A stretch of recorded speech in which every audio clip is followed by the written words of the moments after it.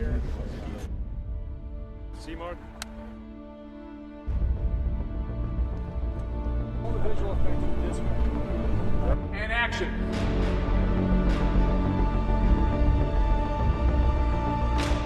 The interesting thing about the Greenland universe and why I signed on to direct the first picture is it was never about a comet. It was about us. It was about what catastrophe, what disaster, what life or death situation comes our way and how do we handle it. The interesting thing about the first movie, it was pre-COVID. We never knew anything about an incoming pandemic.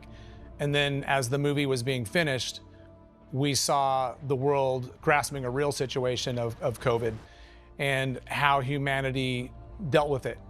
Did we turn against one another? Did we help one another? So Clark represents us, in my opinion, and it's why that I've loved the journey on making the second picture here, Greenland Migration. Oh, there's people there. The interesting thing that you get, I think, with me as a filmmaker is that I don't take the device and use it as a plot. I use it as a motivation to grab emotion, to grab human behavior. And in this sense, Clark was this mighty hammer that was gonna hammer the earth and bring the end of times. And we find out that some have survived it in this movie. And not only that, but the hammer has wrapped itself around the earth to where Clark is now broken into millions of fragments that almost look like a ring going around Saturn. And we have our own ring now going around the earth. The only problem is this ring breaks off and it comes down and pelts us without mercy. And to me, it's the metaphor that how we live our lives. We are constantly living under the threat of different issues, different things. This has been since the beginning of time. We don't have woolly mammoths chasing us down. We have certain other things that are dangerous to us. So Clark, in a sense, is an engine that shows that not only are we worried about what comes out of the sky and kills us, but it's also about what it makes other human beings do and what happens to other creatures on the earth, what happens to when you shake the earth like a snow globe and it no longer looks the way that you thought it did before. Well, we're going on 5 years now? Mm-hmm. So it isn't all that new. It definitely ain't normal.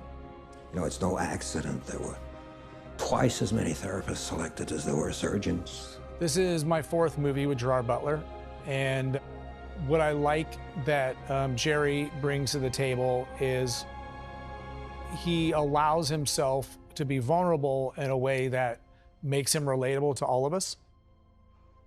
My own personal opinion is that we have been living in a world of characters that are 10 feet tall and bulletproof and are impervious to pain, and they don't have flaws. I grew up and still appreciate the movies of the 70s and even earlier that allowed our heroes to be flawed and allowed them to be vulnerable. And what you get with Gerard Butler is you get somebody that is fearless to show those sides of him and those sensitivities that make us feel he's like me. Like he might be, you know, a stronger, more heroic version of what I think I would be possible to do in the characters that he plays. But I feel like I understand who he is because I think he's a part of what I bring to the table. May the road rise to meet you. May the wind be always at your back. May the sun shine warm upon your face. And may the rains fall softly upon your fields. Yeah, when you have worked with a certain actor, and I'm sure same thing for actors working with me as a director, when you've worked together a number of times, you do develop a shorthand. What I appreciate about Gerard Butler and Marina Baccarin is my two main central people that I've made now these two films together, is that we really didn't want to rest on our laurels and push the envelope, but also retain what we loved about the first movie was that sense of humanity and the love of this family.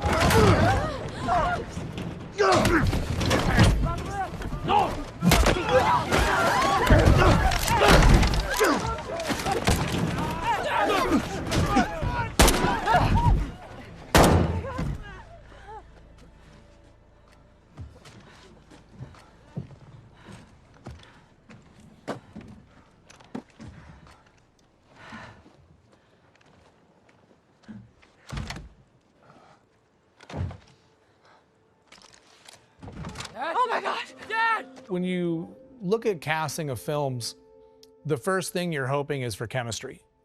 Doesn't mean that you go pick all the best actors and they're all just gonna gel and they're gonna find this kind of connection to one another that embraces us and makes us lean in.